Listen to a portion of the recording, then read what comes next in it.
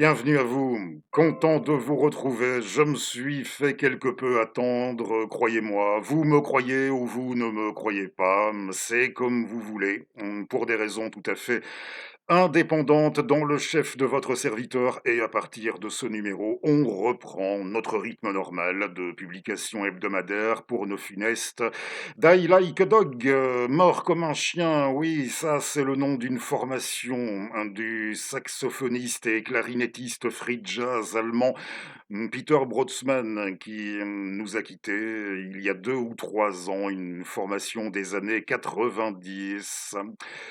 Die like a dog, oui, meurs comme un chien, un numéro en mode canin. Je voulais ça pour redémarrer en mode canin, mais pas spécialement sur un mode type 30 millions d'amis ou autre débilité canine. Avouez qu'on n'en a pas manqué, il est vrai, hein, ça n'a pas manqué à une époque, et ce ne sera pas non plus, je tiens à le préciser, oui, on ne va pas cibler, pas une anthologie de textes sur les chiens dans la littérature.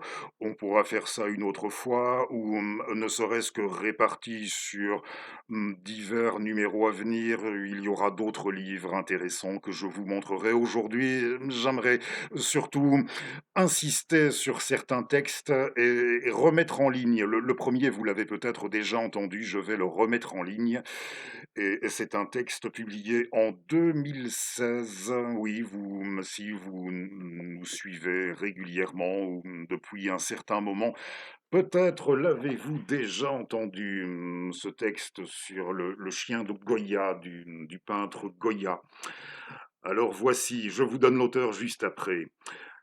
Dans sa dernière maison dans sa dernière maison, la Quinta del Sordo, la villa du sourd, qu'il avait acheté à un propriétaire sourd, Goya sourd a peint pour lui-même, comme l'histoire le rapporte à même la surdité des murs, des images de la noirceur du monde, de la surdité de la société et des royaumes aux cris de douleur des oubliés, des enfermés complètement ou à moitié, des hurlements étouffés, des fils à demi ingurgités dans la gueule des pères.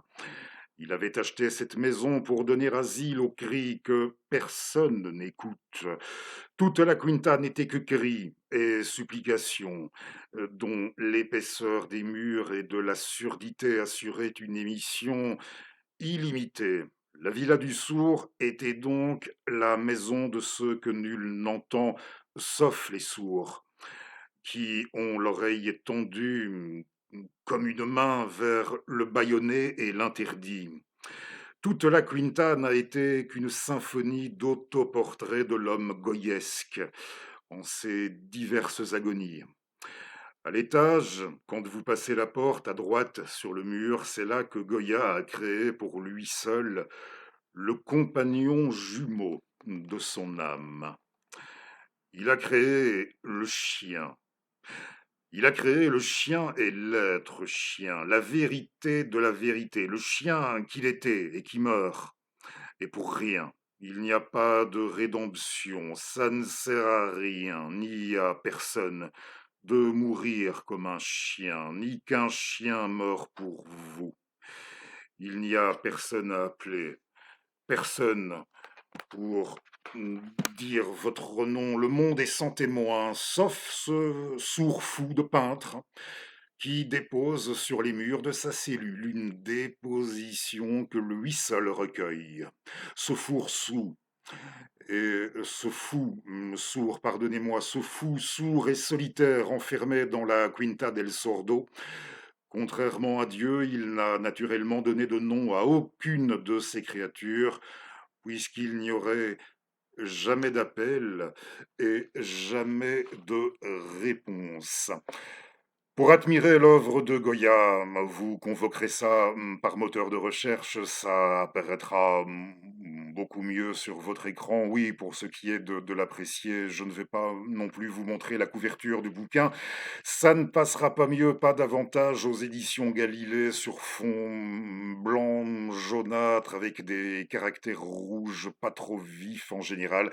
Hélène Sixous, oui, c'est dans son livre Insurrection de la poussière, paru chez Galilée, je mets bien sûr les références, comme pour tout, pour ce bouquin, comme pour tous les autres livres dont il sera question dans notre numéro, en partie description. Vous trouverez ça, oui, un texte de Madame Hélène Sixous. Je dois dire que, oui, du pourquoi de ce thème canin pour ce numéro de reprise, pas parce que, si c'est vrai qu'il y eut une époque dans ma vingtaine, je dirais, où des fois j'étais, comme on dit, assez remonté contre l'attitude, une certaine sacralisation telle que je l'observais au sein de nos sociétés occidentales, une sacralisation des fois effrénée, il est vrai, de l'animal domestique et pas seulement en général. Je me dis qu'à côté de ça, avec les années, ça a un petit peu changé dans ma caboche, il faut croire, pour ne donner qu'une image, je ne serai plus aussi réceptif à une certaine forme d'humour du genre, oui, les animaux, on les aime bien à point et avec du sel dans notre assiette, hein, vous voyez, je ne suis plus, à vrai dire, je m'en fous. Oui, pour tout vous avouer les anti ci, les pro ça, autour de la question animale, je m'en fous. Je me suis simplement hanté ces derniers temps par un constat. Vous en pensez encore une fois ce que vous voudrez, mais j'ai j'éprouve comme un lourd regret de ne pas avoir été assez présent, de ne pas avoir été assez là pour eux, au sujet de mes 2 derniers chiens.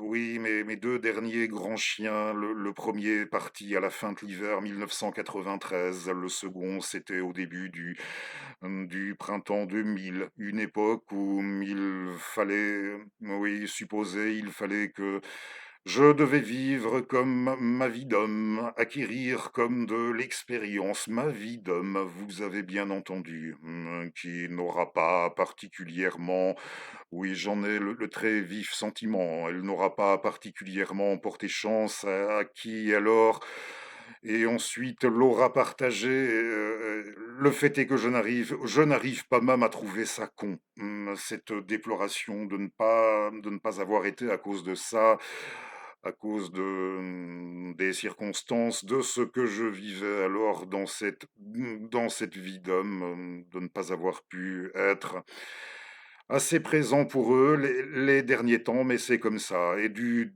pourquoi de ce numéro et du choix de nos textes. Alors le livre, oui, le livre, là je vais vous montrer la couverture, hein, un bleu bien tapant, ça passera bien, avec caractère blanc pour le nom de l'auteur et le titre Marc Alizard Chien. C'est, oui, je pense que si on devait élire l'ouvrage le plus original sur la canine publié dans le courant des 10 dernières années, celui-là tout de même, de ce professeur de philosophie, intitulé ni plus ni moins comme ça, Chien, voilà, je vous le montre. Oui, si vous me suivez et depuis un moment, j'en avais parlé peu de temps après sa sortie en 2018 dans ma toute première vie youtubesque, je vous l'avais présenté ce bouquin qui avait, soulevé, oui, on peut dire ça, il avait franchement soulevé mon enthousiasme qui depuis ne s'est pas départi, raison pour laquelle je vais vous allez de nouveau peut-être, hein, si vous me suivez depuis un certain temps, de nouveau entendre quelques fragments. Je vais vous lire de nouveau quelques fragments de ce bouquin, à commencer par l'introduction, le texte introductif de Marc Alizard, La joie des chiens. avec un petit côté, science-fictionnesque qui intéressera peut-être certains d'entre vous. Je sais que vous êtes pas mal à me suivre, plutôt branchés SF. Je devrais, faire un peu plus de science-fiction, dans mes funestes. On va essayer. En tout cas, c'est promis. Alors, je lis le texte de Marc Alizard. C'est au lendemain de la Seconde Guerre mondiale qu'un auteur de science-fiction américain a eu la vision que les chiens allaient nous remplacer. Dans Demain les chiens, vous connaissez peut-être Demain les chiens, qui est un livre, nous précise l'auteur, de Clifford Simak. Dans Demain les chiens, les humains ont disparu au terme du conflit de trop. Seules les bêtes ont survécu et parmi elles, les chiens qui connaissent un destin particulier. Ils deviennent peu à peu parlants et végétariens, tant et si bien qu'après des milliers d'années, ils règnent sur la Terre. Mais cette fois dans une harmonie et une paix que plus rien ne viendra troubler. Cette hypothèse futuriste peut avoir de quoi surprendre les gens qui tiennent les chiens en basse estime, quitte à choisir un animal pour remplacer l'humanité. On croirait la planète des singes plus crédible. Quiconque voue aux chiens un amour profond ne montrera aucun étonnement. En revanche, non seulement les propriétaires de chiens jouissent d'une légendaire complicité avec leurs compagnons, mais ils savent que ceux-ci possèdent au moins deux qualités précieuses. Partant d'Apocalypse, une surprenante dureté au mal. Les chiens savent vivre de reste, et même des restes de reste. Ils dorment, pardon encore, ils dorment. Oui, c'est un numéro de reprise. Pardon, peut-être. Ils dorment n'importe où et n'importe comment, s'adaptent à tous les environnements, fraternisent avec qui veut, souffrent en silence, mais aussi une extraordinaire délicatesse sans laquelle la force n'est que de la brutalité. Les chiens sont naturellement doux avec les enfants, patients avec les hommes, fraternels avec les autres animaux, bref, ils possèdent une authentique sagesse qui semble n'attendre que la parole pour s'exprimer. Le premier trait de leur caractère, la dureté au mal, a sans doute été forgé par des milliers d'années d'histoire. Une vie de chien, comme le dit l'expression, n'est pas une vie de rêve. Un temps de chien est un sale temps. Mourir comme un chien est une vilaine façon de mourir. Du strict point de vue de l'évolution des espèces, on pourrait dire que les chiens sont un genre particulier d'orphelins de la nature, loups un peu moins féroces, un peu plus maigrichons ou un peu plus peureux. Ils ont été bannis de leur meute, si bien qu'ils ont dû apprendre à vivre de rapine et d'errance. Plus tard, au contact des premiers campements humains, ils ont encore été chassés et parfois mangés, comme les rôdeurs malsains qu'ils semblaient être. Puis ils ont trouvé plus féroces encore que des ennemis, des maîtres. Ils ont été enfermés, dressés, battus. Mais les chiens n'ont pas seulement encaissé toutes ces avanies en serrant la gueule, à la différence des autres animaux dans la même situation qu'eux. Ils ne se sont pas endurcis ni laissés mourir à petit feu, comme la hyène dans l'ordre des animaux sauvages ou les animaux de cirque dans l'ordre des animaux domestiqués. Au contraire, ils donnent l'impression de s'être adoucis. Ils ont conçu de leur destin une sorte de détachement, une forme de joie, dont le sens et la raison sont beaucoup plus énigmatiques que leur dureté au mal. Ils semblent avoir appris à s'amuser sincèrement de tous leurs ennuis, témoignent par là d'une certaine facilité d'être, pour paraphraser Fontenelle à l'envers. Bien sûr, il y a des chiens malheureux, il y a des chiens névrosés, il y a des chiens timides, mais ce sont le plus souvent des chiens qui ont été maltraités. Pour peu qu'un chien retrouve un bon maître ou un maître suffisamment bon, il ira toujours vers la joie comme un tournesol va vers le soleil. Le chien oppose au monde entier un flegme que traduit à merveille la célèbre formule de Droopy qui ne vaut pas moins en profondeur que celle de Bartleby. You know what? I am happy. C'est à comprendre un tel miracle, le miracle de la joie des chiens, que ce petit livre est consacré, à en apprendre également, si tant que cela soit possible, Alors que tout indique que Simak avait raison de craindre le pire pour l'humanité et que nous pourrions être condamnés bientôt nous-mêmes à devoir vivre entre guillemets comme des chiens. Marc Alizard, 2018, dans Chien. Alors, c'est un livre, oui, les perspectives, là encore, dans ce bouquin aussi, les perspectives sont très riches, innombrables. En gros, pour donner un certain fil continu, ça va de. Il nous montre comment, de l'Antiquité païenne à l'époque du monothéisme, le chien petit à petit d'une espèce de oui, d'entité, si pas divinité, d'entité, qu'on s'efforçait de protéger, mmh, va devenir, un protecteur, mais aussi, comme il l'a très bien expliqué, passer plutôt dans une dépendance parfois un peu, bon, avec toujours un zeste de mépris. Oui, les clébards, on les aime bien, mais toujours un petit peu cons sur les bords, il est vrai, et comme s'ils étaient, les seuls. Les contrastes entre l'époque, gréco-romaine, l'époque païenne, par extension, et jusqu'au temps contemporain. Alors c'est aussi jalonné d'anecdotes, sulfureuses. Par exemple, bon, le bouquin est écrit par un prof de philo et il nous dit à un moment donné, et là son chapitre s'intitule «Les chiens de Darwin», la philosophie a fait de la sortie de la religion l'une de ses grandes causes vers le début du 19e siècle. On lui doit peut-être le retour en grâce du chien, par rapport à ce qu'on vient de dire. Donc, on lui doit à ce moment-là peut-être en grâce le retour du chien. Marx ne considérait pas comme Sartre que tout anticommuniste est un chien, puisqu'il en avait trois, dont un nommé Whisky. Oui, Karl, c'est comme ça qu'il avait appelé son chien, son favori, il s'appelait Whisky. Je sais qu'il en est de ses disciples à Karl à ne pas supporter de faire, ne serait-ce que faire allusion à l'alcoolisme de Karl Marx, à son penchant pour la boisson davantage, et ça fait mal, hein, ça fait mal, croyez-moi, pour avoir testé naguère, n'ayant pas toujours été non plus un saint. C'était plutôt la grosse bière brune bien forte, davantage encore que l'alcool dur, Karl Marx, et je ne dis pas que c'est bien.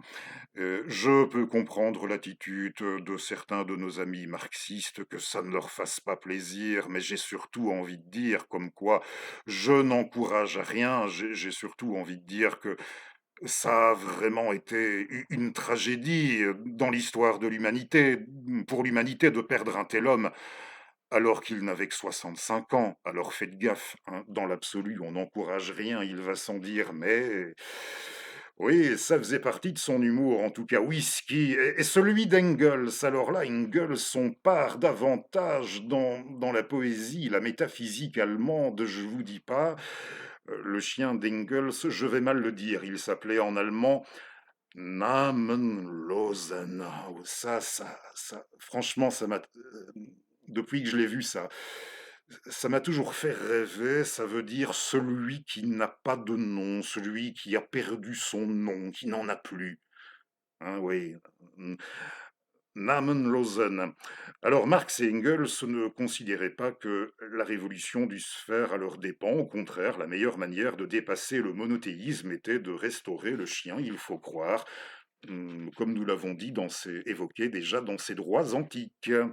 Un autre athée célèbre, Charles Darwin, était également fou de chien. Il eut dans sa vie 5 terriers, Nina, Spark, Pinscher, Sheila, Polly, un retriever, Bob, un Spitz-Snow, un pointer, Dash et même un géant scottish, Deran Bran.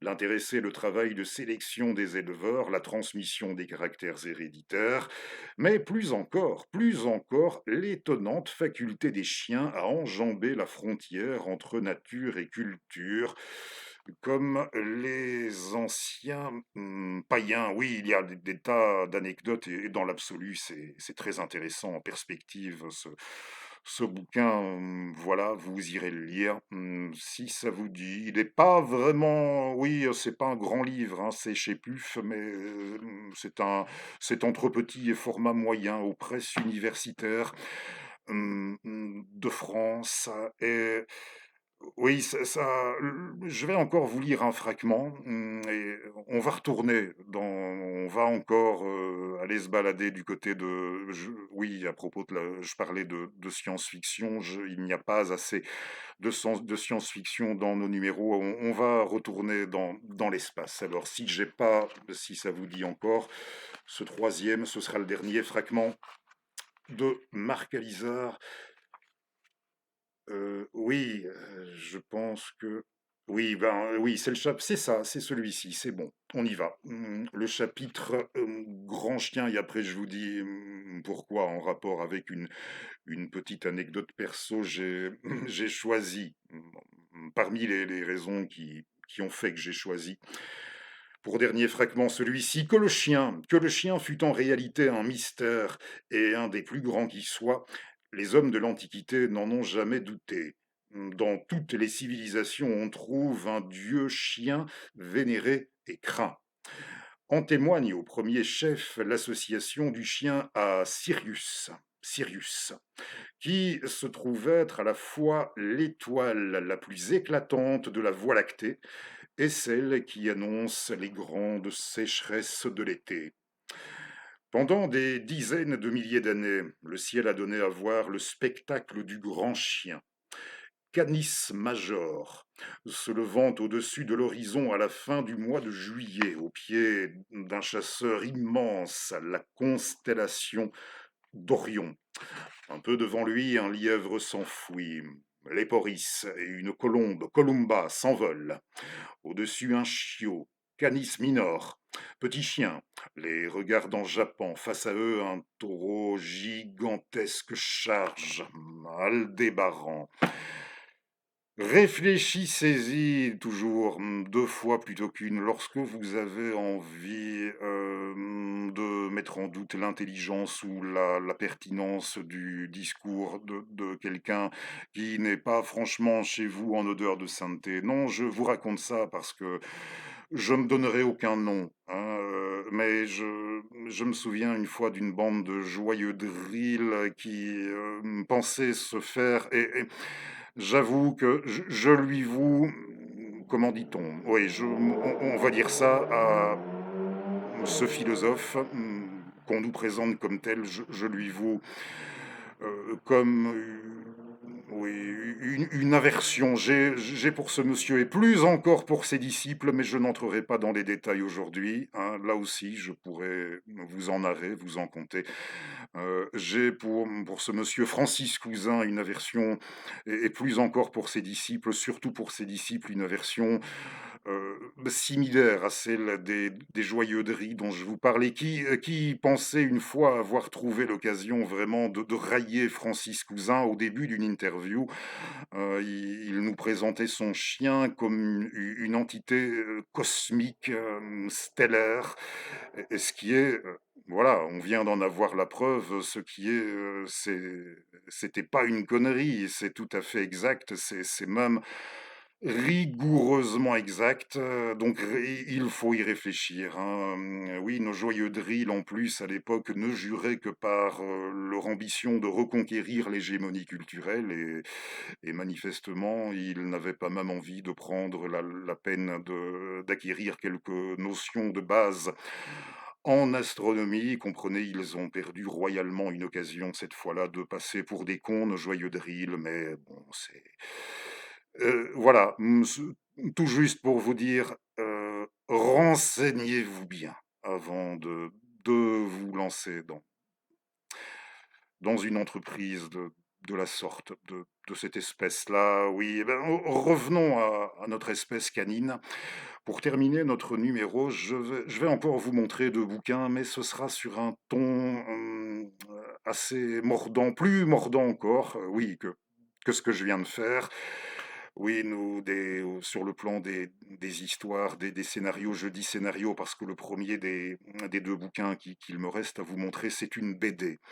Une BD qui, elle est sortie en 1981. C'est une BD de Dimitri. Alors on me dit toujours au sujet de Dimitri, j'aurais été le seul à lui rendre hommage sur cette plateforme. C'est notre numéro en ligne le plus ancien de janvier 2022 lorsque j'avais tenu à lui rendre hommage, après son décès, à Guy Mounimou, plus connu sous, son nom, d'auteur en bande dessinée. En tout cas, il a toujours signé, si pas Guy Mounimou, il a toujours signé du pseudonyme de Dimitri, le père de Jeanne Crampon, et il a également produit des one shots. Alors oui, on a toujours, il paraît que je suis le seul à lui avoir rendu hommage, et je pourrais dans la foulée, me dire qu'un livre comme celui que vous allez voir, qui il y a, 30 ou oui, une trentaine ou une quarantaine d'années, était perçu comme une fable assez marginale,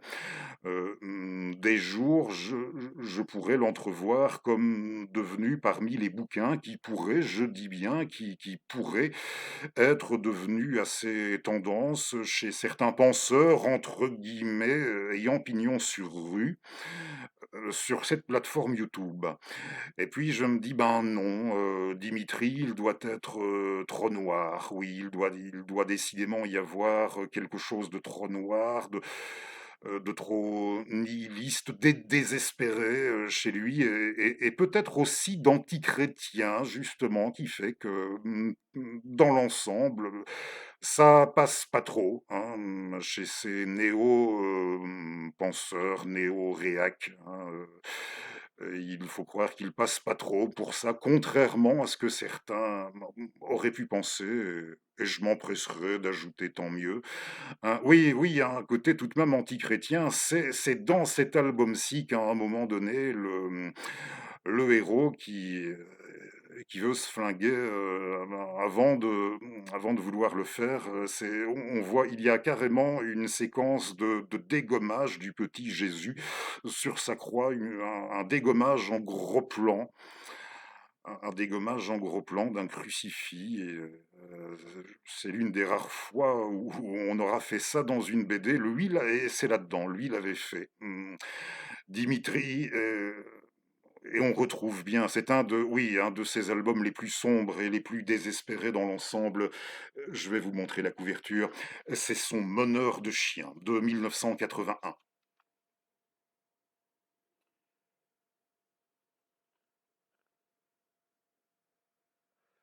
Voilà, un petit peu sous tous les angles, en moteur de recherche aussi, de me demander, pour mieux apprécier. C'était, chez Dargaud, parmi les fameux, tous très bons, je crois qu'on peut dire ça, hein, tous les one shot produits à partir d'une époque en marge de ces séries bien connues étaient très bons, d'inspiration basée sur des événements historiques. Ici, c'est une fable, franchement une fable contemporaine. Ça commence oui, on a comme un grand lotissement fermier où le personnage central, il s'appelle Masson. Alors, est-ce que c'est un ancien ouvrier agricole, un ancien propriétaire agricole? On ne sait pas trop, mais il vit en solitaire dans un grand corps de ferme abandonnée. Ça ressemble au Grand Est, hein, là d'où Dimitri était originaire. Et comme je l'ai déjà dit, il envisage de mettre fin à ses jours lorsqu'il va avoir son attention détournée par un clébard. Et dans l'histoire, oui, d'autres clébards vont s'ajouter. Je vous passe les détails. Il y a comme une meute qui va être amenée à se constituer autour de notre homme, de notre meneur de chien, du titre, oui, de notre meneur de chiens. Et les chiens, je n'irai pas jusqu'à dire que là-dedans ils parlent, ils ont appris à parler notre langue.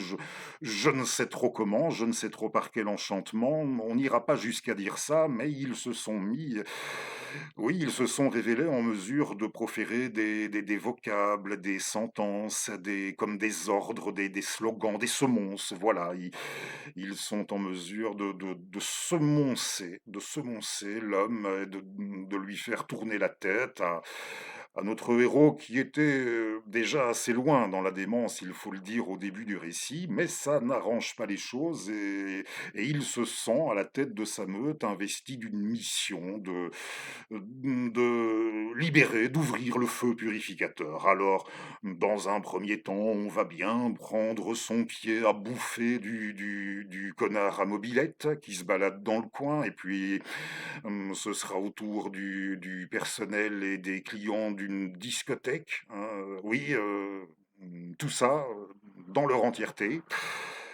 Clients et personnel d'une discothèque et puis la meute se rapproche de la ville, mais avant de faire intervenir l'armée, croyez-moi, ils auront eu le temps de faire pas mal de dégâts. C'est un album, c'est une fable, métaphore comme vous voulez, particulièrement cruelle, sanguinolente, un album à ne pas mettre, entre des mains trop jeunes, à réserver à un public bien mûr, oui, un public bien mature. Je ne doute pas que vous serez en mesure d'en faire la meilleure lecture, hein, de prendre les distances qui s'impose avec le récit, avec le personnage, avec la folie qui anime le personnage, mais c'est de la grande BD, hein. C'est de quoi qu'on puisse dire de l'argument, du scénario, c'est de la grande BD et j'aimerais bien, c'est une des plus belles qu'il ait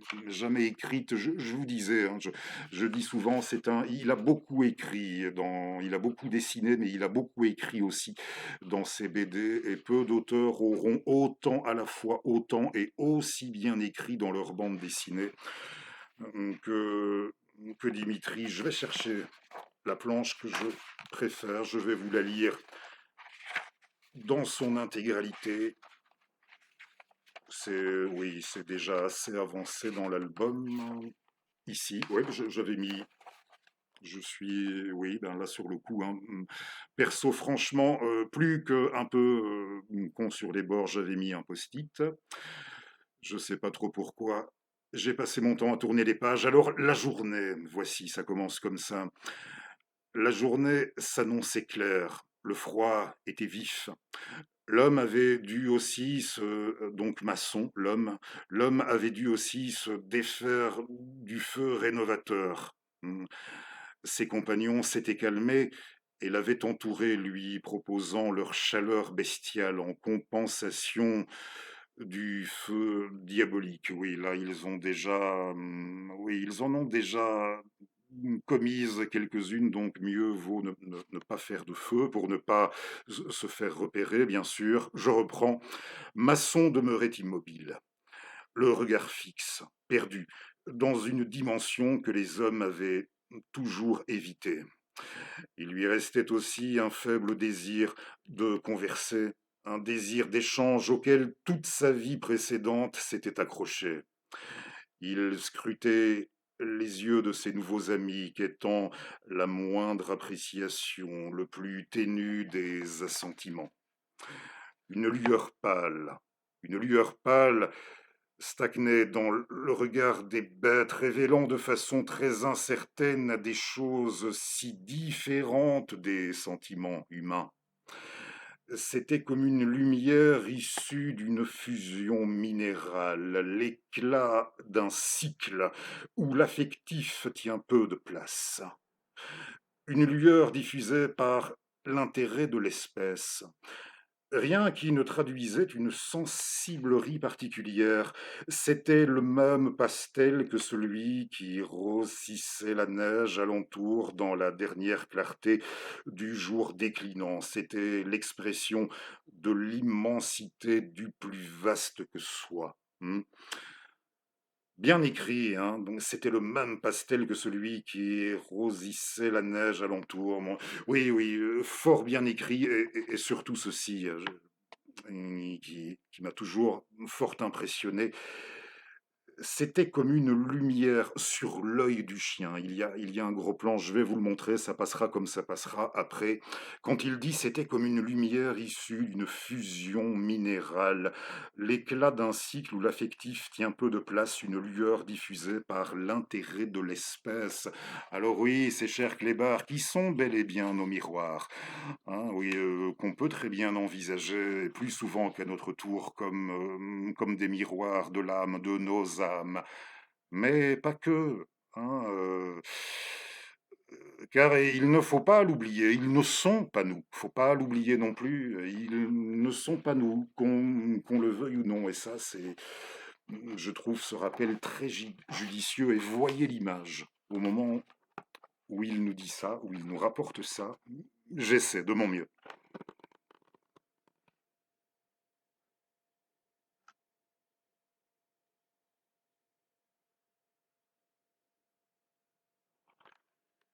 La puissance de cette case, de ce gros plan, de cet œil canin, c'est limite trop.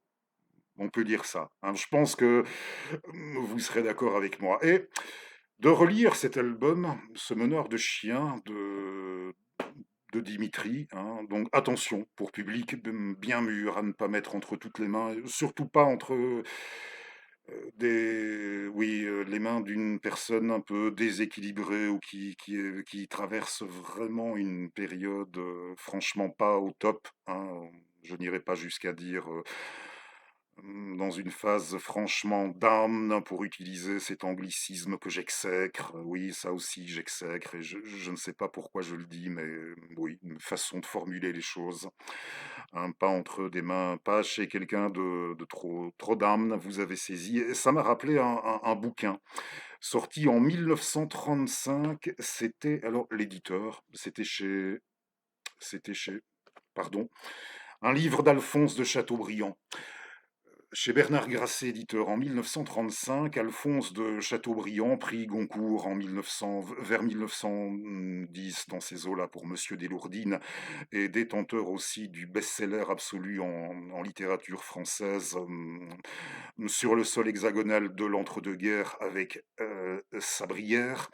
Eh bien, en 1935, Alphonse sortait un recueil de nouvelles, un des plus fameux recueils de nouvelles de notre littérature. Oui, je le dis carrément, sans vouloir abuser dans ce numéro de superlatifs. Mais oui, ce livre, vous, à mon avis, je vais spoiler le récit, mais je pense que ce sera très difficile pour vous d'arriver à mettre la main dessus.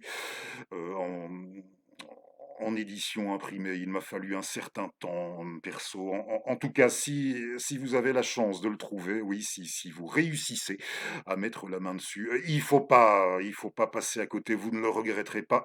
Et surtout, faites bien abstraction, surtout faites abstraction de ce que son auteur est devenu, comme on le sait, à partir d'une époque. Et je pense que ce bouquin doit être, si pas le dernier, l'un des derniers d'Alphonse avant sa conversion au national-socialisme. Alors l'histoire, hein, le titre de ce recueil, je ne sais pas si j'ai déjà montré la couverture, La Meute. La Meute d'Alphonse, le premier des récits de ce recueil, La Meute, on va faire la connaissance d'un couple. Il y a Aurélie, l'héroïne s'appelle Aurélie, et elle a épousé un châtelain, Monsieur de Néris. Et Aurélie est propriétaire d'un clébard. Ah oui, rudement fier, le clébard, hein, oui, il s'appelle Hubert. Aurélie est propriétaire d'Hubert, tandis que son époux de Châtelain, lui, il est propriétaire d'une meute de chiens de chasse, nous allons dire de la meilleure race, pour ce qui est d'avoir assuré la meilleure transmission en matière de chiens de chasse issus d'émanations d'anciens régimes, voilà. Et ils s'aiment beaucoup, hein.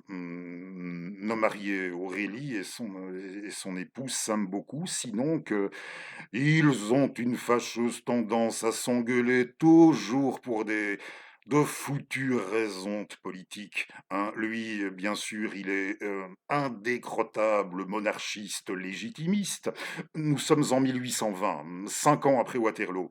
Oui, en 1820, en province, province profonde, et monsieur de Néry, c'est le monarchiste légitimiste, elle, Aurélie, incurable pour ce qui est républicaine, napoléonienne, et vous comprenez, ils ont une fâcheuse tendance à s'engueuler pour ça et leurs aspirations, on va rapidement, mine de rien, de façon feutrée dans le récit, l'auteur va nous faire comprendre que leurs aspirations respectives, dans leurs convictions respectives, leurs aspirations respectives à la vérité, vont comme se projeter sur l'attitude et même, de fil en aiguille, le comportement de leurs clébards à chacun. Et vous avez en fin de récit le combat animalier le plus épique de toute notre littérature. Et tenez-vous bien,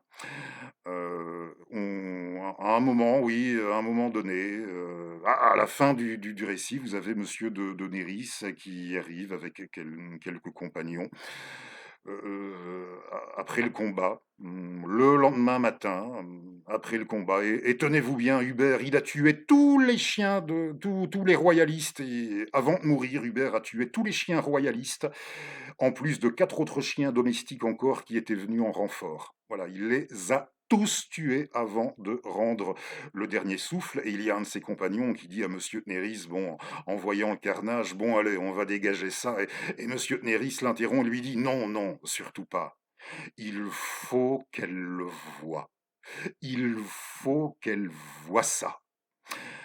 La Meute, d'Alphonse de Chateaubriand. Et il y a d'autres très beaux récits qui ne sont pas tous nécessairement animaliers dans ce recueil, notamment le dernier, je pense que c'est le dernier, où là on rencontre il y a un inconnu, un étranger qui débarque dans une petite communauté en bord de mer, dans une localité en bord de mer, et qui va s'avérer à un moment donné, oui, la manière dont il va se dénommer, se présenter, un inconnu, un étranger qui va s'avérer être le souvenir. Et Alphonse de Chateaubriand, c'est sans doute l'auteur qui aura le mieux réussi, car c'était un exercice périlleux que d'arriver, somme toute, à marier aussi bien le naturalisme, le naturalisme en vogue,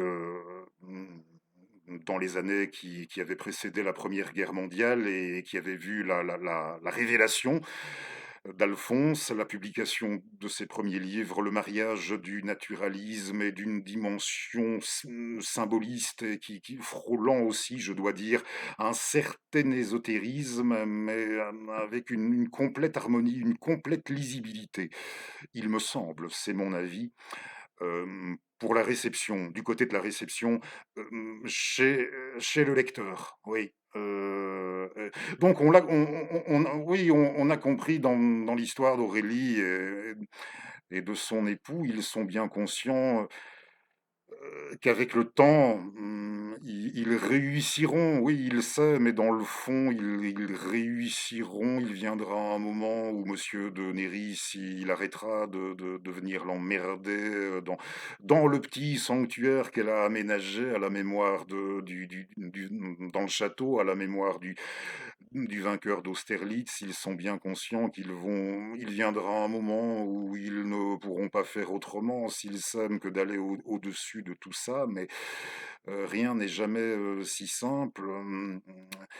Et sur fond d'histoire d'ancien régime et de révolution, c'est comme si on ne pouvait pas pour ça faire l'économie comme d'un exorcisme, comme s'il devait y avoir un tribut particulièrement dans oui, le transfert sur l'agent canine dans cette histoire, comme si ça ne pouvait se faire que,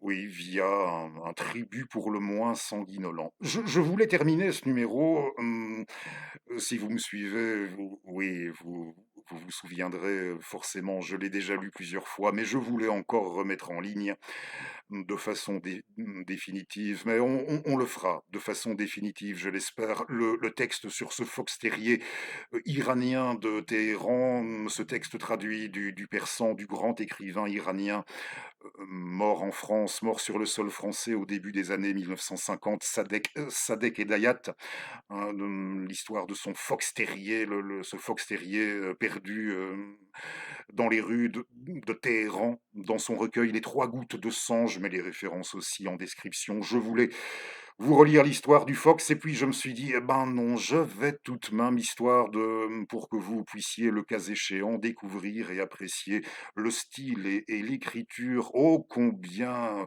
exerçant une totale emprise très vite, dès les premiers paragraphes sur son lecteur, d'Alphonse de Chateaubriand. Je vais vous lire le pas terriblement long, si ça vous dit de rester encore quelques minutes avec moi.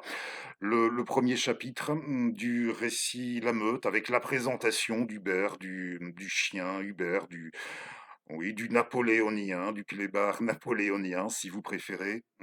Cette emprise exercée très rapidement via sa prose sur son lecteur par Alphonse, cette force d'envoûtement qu'il avait dans son écriture, dans ses ouvrages, et ceci, cet aparté n'engage que moi, bien sûr, mais peut-être que quelque part, ça aidera à saisir pourquoi cet homme, déjà âgé pourtant de près d'une soixantaine d'années, s'est, pour ainsi dire,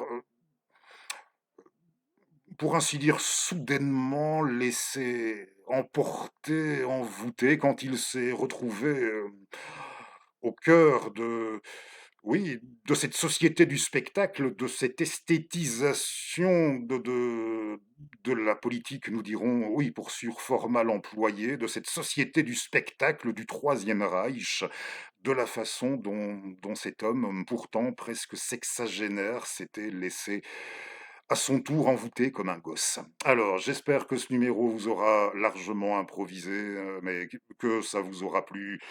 Quand même on se retrouve dans moins d'une petite semaine, et voici le texte. Je n'ai pas compté le nombre de fois où, mais comme il y a oui, ce reflet bleu à l'écran, je préfère de temps en temps, oui, je préfère ôter mes bigleuses de temps en temps. Je vais chercher le premier chapitre de La Meute. Le soir était venu, et je vous remercie de m'avoir suivi. Le soir était venu. Le ciel tombait dans la large gueule de la nuit.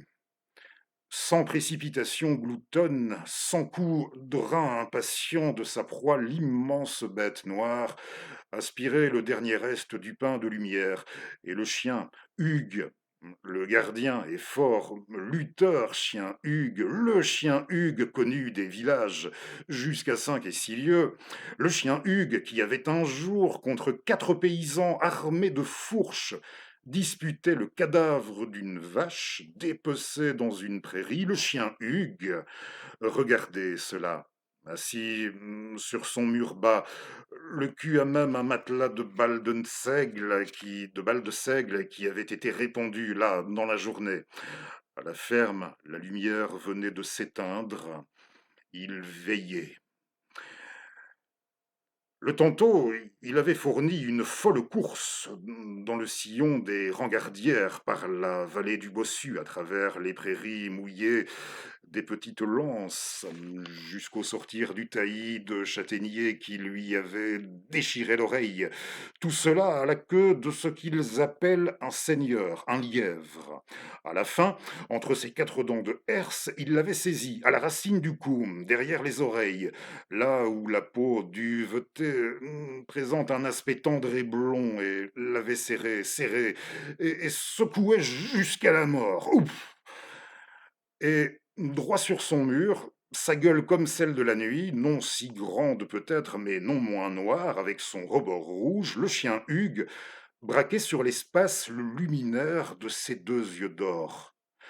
Sa surveillance égalait en perfection l'ordre nocturne lui-même. Il n'y avait dans son âme ni passé ni avenir, rien que la minute présente, qui se trouvait ainsi d'autant mieux regardée, et le chien Hugues regardait. D'en haut, où il se tenait, on ne voyait guère que beaucoup de brume, mais point du tout ce soir la cime noire des futaies.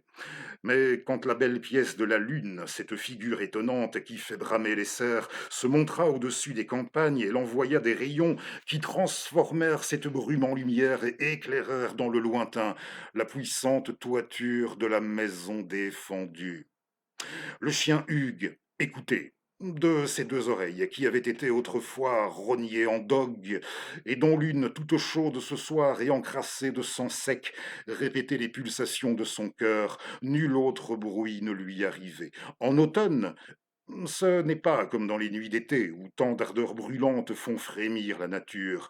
Tout se tait maintenant, tout est arrêté, tout est consommé. L'oiseau lui-même, qui se détache des murailles, semble, dans son trajet, voler avec des ailes de chanvre.